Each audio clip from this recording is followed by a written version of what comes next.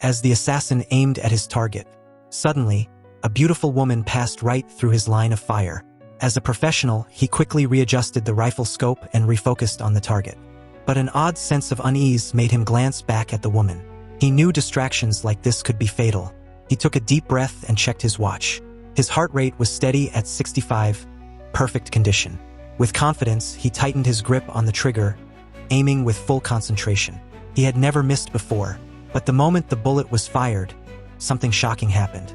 The woman suddenly stepped right into the bullet's path.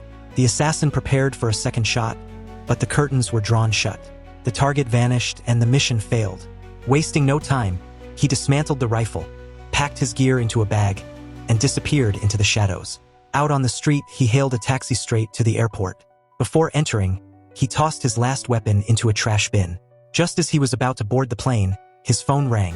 It was his employer, his voice cold and sharp. "How could you fail?" But it wasn't over. His client would never let this failure go unpunished. John knew one thing in the world of professional assassins. Failure meant only one thing. Now he was the one being hunted. Without hesitation, he destroyed the phone, ripped out the SIM card, and crushed it underfoot. There would be no trail, but he stayed alert. A man in dark sunglasses kept staring at him. Suspicion flared. When he landed, John booked another flight under a false identity. But when he arrived at the next terminal, the same man was already there. Now he was certain he was being followed.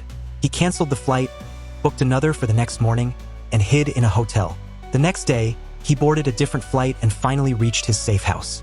Driving his car, he took a winding route through forests, fields, and empty roads, constantly checking for a tail. At last, he reached his farmhouse. But something felt wrong. Footprints in the dirt. Someone had been there. An alarm bell rang in his head. Calmly, he retrieved a backup weapon from his car, climbed the wall, and hid behind the bushes. There were more footprints, this time leading into the house. He checked every room, but no one was there. Only broken furniture and bloodstains, signs of a fight.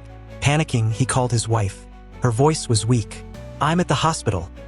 A man and a woman came and attacked me." John's hands trembled. He immediately moved his wife to a private hospital, then vowed to strike back at his enemies. He grabbed a shovel and began to dig. As a hitman, he had stashed weapons, cash, and emergency supplies around his home. Now all of it would be used to wipe out anyone standing in his way. And the game had only just begun.